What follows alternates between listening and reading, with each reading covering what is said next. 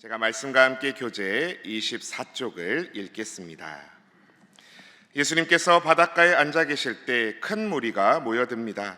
예수님은 그들에게 네 가지 땅에 떨어진 씨에 대한 비유를 말씀하십니다. 제자들이 예수님께 나와 어찌하여 그들에게 비유로 말씀하셨냐고 질문합니다. 이에 대해 예수님은 이사야 예언이 이루어졌다고 말씀하십니다. 그리고 예수님은 제자들에게 네 가지 땅이 무엇을 비유하는지 자세히 설명하시고 이어서 가라지에 대해서도 말씀하십니다. 오늘 우리가 함께 읽은 마태복음 13장은 일명 천국장이라 불리는 장입니다.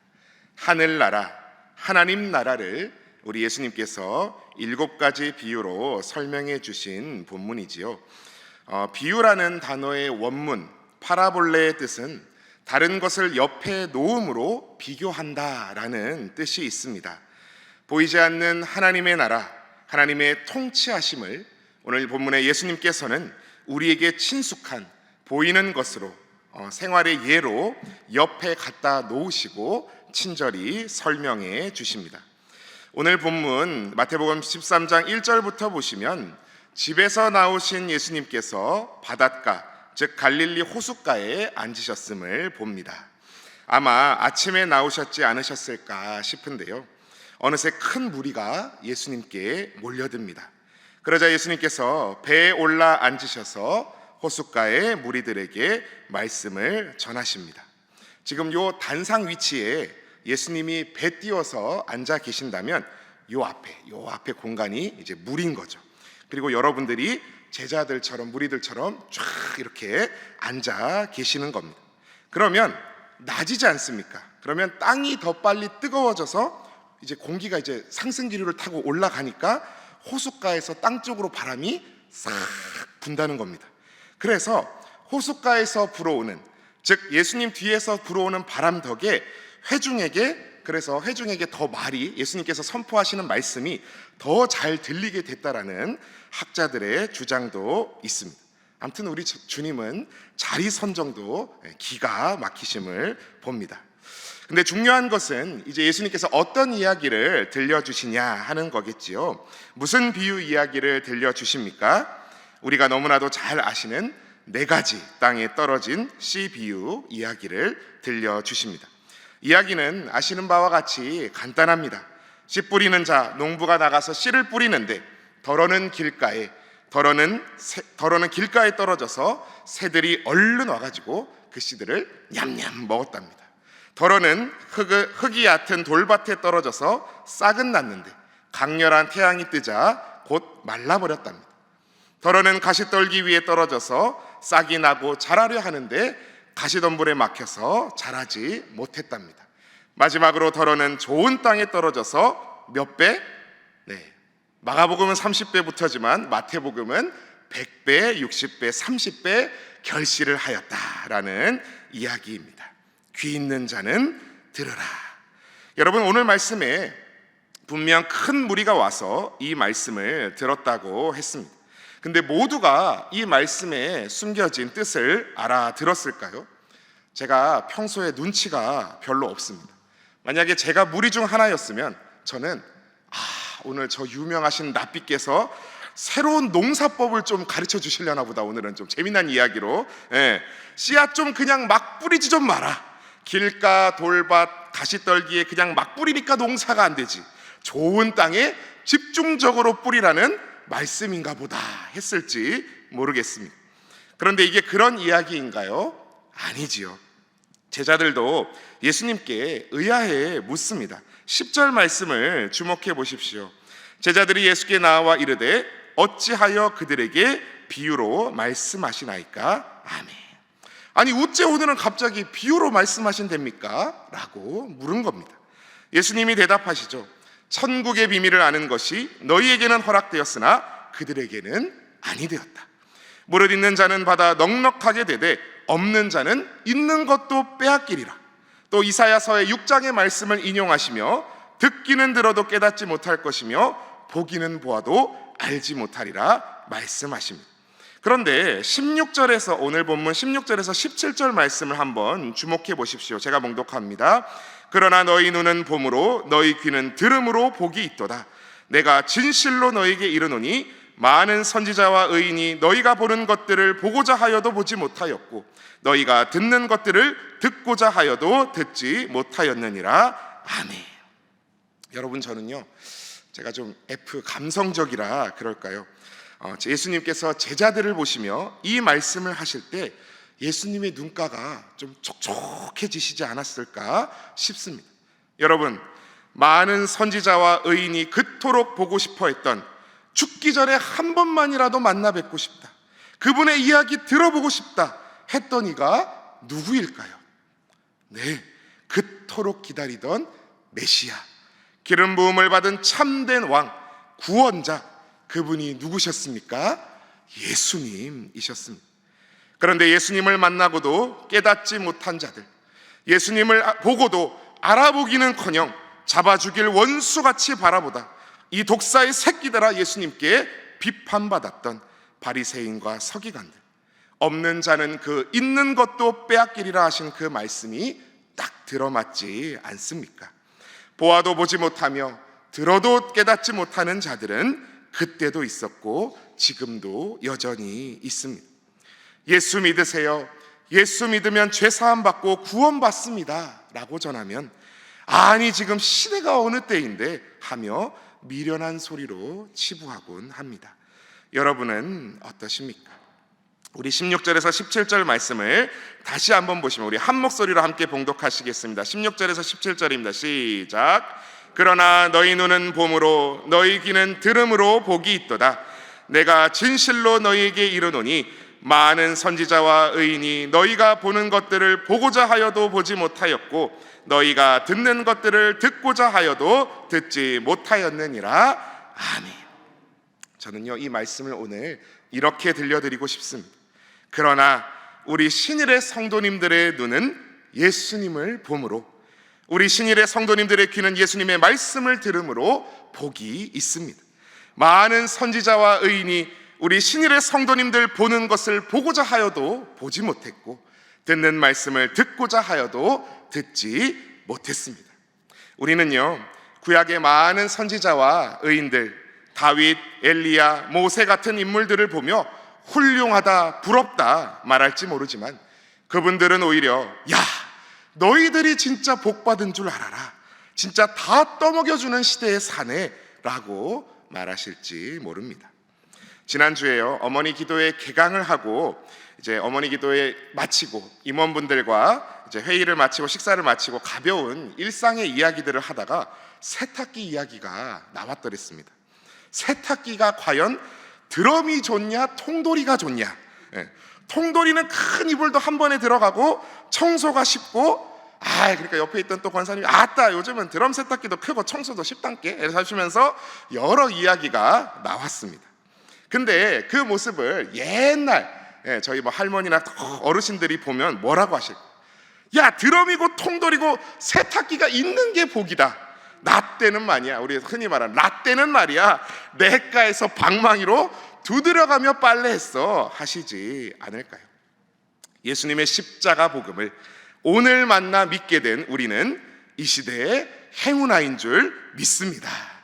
그래서 오늘 첫 번째 기도 제목을, 오늘 두 가지 기도 제목만 나눌 건데요, 오늘 첫 번째 기도 제목은 예수님 만난 것이 가장 큰 복임을 깨닫게 하소서라고 기도하시겠습니다. 예수님 만난 것이 가장 큰 복임을 깨닫게 하소서.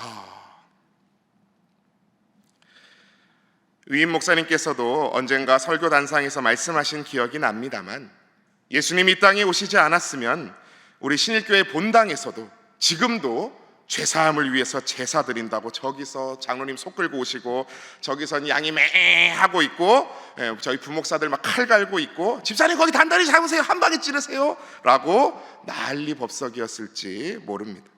그러나 우리는 오늘 예수님을 믿기만 하면, 그 십자가의 복음을 믿기만 하면 구원받는, 영생 얻는 놀라운 은총의 시대를 살고 있습니다. 오늘도 예수님 알고 믿게 하신 가장 놀라운 복 주심에 진정으로 감사하시며 살아나가시는 저와 여러분 다 되시기를 축복합니다. 그런데 여러분, 예수님 만나면 끝인가요? 우리가 만약 최신형 세탁기를 구입해서 만났는데 그거 사용할 줄을 몰라서, 기능 적용할 줄을 몰라서 쓰지를 못한다면 얼마나 안타까운 일입니까? 오늘 비유의 말씀도 혹 제자된 우리가 알아듣지 못할까 주님께서 친절히 설명해 주신 그 말씀이 살아 기록되어 있습니다. 우리 오늘 18절에서 19절 말씀 주목해 보십시오. 그런즉 씨 뿌리는 비유를 들으라. 아무나 천국 말씀을 듣고 깨닫지 못할 때는 악한 자가 와서 그 마음에 뿌려진 것을 빼앗나니 이는 곧 길가에 뿌려진 자요. 아멘. 땅은 무엇입니까? 네 가지 땅들은 우리의 마음을 나타냅니다. 길가 같은 마음을 가진 자는 어떤 사람인가요? 말씀을 듣고도 전혀 깨닫지 못하는 자입니다. 주님을 만나고도, 예수 그리스도를 만나고도 알지 못하는 자입니다. 악한 사탄 마귀가 와서 그 말씀을 널름 뺏어먹어 우리의 시선을 돌려서 잊게 만드는 안타까운 경우입니다. 오늘 이 성경 말씀을 들으면서도 오늘 오전에 중요한 약속 하나 있는데, 아니면 설교하는 임 목사 얼굴에 뭐 났네, 야식 먹었나? 이런 생각하고 있으면 안 된다는 거지요. 돌밭 같은 마음을 가진 자는 무엇입니까? 20절 말씀입니다. 돌밭에 뿌려졌다는 것은 말씀을 듣고 즉시 기쁨으로 받되, 21절 그 속에 뿌리가 없어 잠시 견디다가 말씀으로 말미암아 환난이나 박해가 일어날 때에는 곧 넘어지는 자요. 말씀을 받았을 때는 펄쩍 뛰면서 기뻐합니다. 기도할 때는 그렇게 경건하고 기쁨으로 충만해 하늘춤을 출 수가 없습니다. 그런데 일상으로 돌아와서 환난, 박해, 어려움이 있으면 나 시험 들었어, 어떻게 나한테 이런 일이 있을 수 있나 하며 포기하고 넘어지는 안타까운 인생입니다. 가시떨기는 어떻습니까? 22절 말씀 주목해 보십시오. 가시떨기에 뿌려졌다는 것은 말씀은 들으나 세상의 염려와 재물의 유혹에 말씀이 막혀 결실하지 못하는 자요. 아멘. 가시떨기는요, 말씀을 듣고 싹이 터 자라기까지 하는 듯합니다. 그런데 세상 염려, 재물 유혹에 가로막혀 버립니다. 예수님의 제자 중에 빌립 같은 사람 성향이 딱 이렇습니다. 요한복음 1장에 보시면 나다나엘에게 여러 선지자가 기록한 그 일을 우리가 만났으니 요셉의 아들 나사렛 예수니라, 와서 보라 라고 말한 제자가 빌립이었습니다. 그런데요, 오병이어 기적을 주님께서 베푸실 때 너희가 가서 먹을 것을 주라 말씀하시는 주님 앞에서, 아니 주님, 계산기 딱 안 되십니까? 딱 인단 딱 계산 때려 보니까 200데나리온의 떡을 사다 먹여도 안 될 일이어요 한 것도 빌립이었습니다. 머리 회전이 빠르고 계산에 능하고 능력 있어 보이는 사람이라 할지라도 오히려 그로 말미암아 염려와 유혹에 넘어진다면 가시떨기로 막힌 밭과 다를 것이 없습니다. 그럼 우리는 어떤 땅이 되어야 합니까? 우리 23절 말씀, 우리 13장 23절 말씀 함께 봉독하시겠습니다. 시작. 좋은 땅에 뿌려졌다는 것은 말씀을 듣고 깨닫는 자니 결실하여 어떤 것은 100배, 어떤 것은 60배, 어떤 것은 30배가 되느니라 하시더라. 아멘. 말씀을 듣고 깨닫는 자, 깨닫다라는 말을 원어로 보면 두 개의 사물을 하나로 합친다라는 뜻이 있습니다. 예수님을 만나고 그분을 내 삶의 주인으로 모신다고 진정 고백하십니까? 우리가 잘 아는 갈라디아서 2장 20절에서 바울은 이렇게 고백했지요. 내가 그리스도와 함께 십자가에 못 박혔나니 그런즉 이제는 내가 사는 것이 아니요 오직 내 안에 그리스도께서 사시는 것이라. 이제 내가 육체 가운데 사는 것은 나를 사랑하사 나를 위하여 자기 자신을 버리신 하나님의 아들을 믿는 믿음 안에서 사는 것이라. 아멘. 내 안에 그리스도께서 사시는 인생, 주님을 믿는 믿음 안에서 사는 인생이 바로 좋은 땅, 옥토밭과 같은 인생인 줄 믿습니다. 그런 인생은 몇 배의 결실을 맺는다고요? 100배, 60배, 30배, 최소가 30배입니다. 하나님 나라의 일하심은 이리도 놀랍습니다. 또 계산기 나와서 말입니다. 우리의 계산으로는 씨앗을 100개 탁 뿌렸습니다. 그러면 그 중에 한 4분의 1은 길가, 4분의 1은 돌밭, 4분의 1은 가시떨기에 뿌려지고 좋은 땅에 뿌려진 것은 대충 그럼 몇 개일까요? 25개 정도 뿌려진 것 같습니다. 아이고, 4분의 1, 100개 뿌렸는데 25개면 이거 수지 타산이 안 맞는다, 이걸로 뭐래? 라고 생각할 것 같지만, 거기서 심겨진 씨앗이 30배면 몇 개가 됩니까? 750개. 60배면 1500개. 100배면 2500개입니다. 제가 잘못 계산했나요? 맞죠. 네. 100개면 100개를 뿌려가지고 2500개를 거뒀다는 말씀입니다. 예수님도 인용하신 이사야 시대, 하나님 말씀에 순종하는 자들은 다 사라지고 불타고 없어지고 멸망하고 그루터기만 남은 것 같았습니다. 그러나 하나님은 성실한 농부처럼 여전히 일하셨고, 우리 예수님을 독생자를 이 땅에 보내주셨고, 하늘의 뭇별과 같은 믿음의 자녀들을 세계 열방에 일으키셨으며, 오늘 우리를 그중 하나가 되게 하셨는 줄 믿습니다. 사랑하는 신일의 성도 여러분, 오늘 우리가 30배, 60배, 100배 결실하는 옥토밭 되기 원합니다. 옆 사람은 100배 맺는 것 같은데 나는 30배, 이거 좀 한 70배 차이가 나는 것 같은데, 비교하지 마십시오. 달란트 비유도 기억하시죠? 총 4개 남겼냐 10달란트 남겼냐가 중요한 게 아닙니다. 내게 주신 하나님의 말씀의 씨앗, 결실하는 것이 중요합니다. 내게 찾아와 주신 예수님, 내 인생의 한 자락이라도 그 향기 내뿜을 수만 있다면 그것이 중요한 줄 믿습니다. 그래서 오늘 마지막 두 번째 기도 제목은 말씀을 듣고 깨달아 결실하게 하소서라고 기도하시겠습니다. 두 번째 기도 제목, 말씀을 듣고 깨달아 결실하게 하소서. 이 시간 우리 함께 기도할 때에 앞서 나눈 두 가지 기도 제목 놓고 기도하기 원합니다. 첫 번째로는 예수님 만난 것이, 예수님을 나의 구주로 만난 것이 가장 큰 복임을 깨닫게 하소서 기도하시고, 두 번째로 말씀을 듣고 깨달아 결실하게 하소서, 결실하는 인생 되게 하소서 기도하여 주시고, 오늘도 모든 신일의 성도들 가정마다 일터마다 한 주간 울타리쳐 지켜주시길 기도하여 주시고, 세계 열방에 나가서 정말 복음을 위해서, 정말 십자가 복음을 한 사람에게도, 한 영혼에게라도 더 전하기 위해 일하시는 선교사님들 위해서, 또 오늘 촬영 일정으로 말씀 선교에도 힘쓰시는 우리 위임 목사님 위해서 기도하여 주시고, 우리 모든 각자의 소원하시는 기도 제목들 놓고 함께 주님 이름 외치며 기도하며 나아가시겠습니다. 주여 믿습니다. 주여 믿습니다. 주여 믿습니다.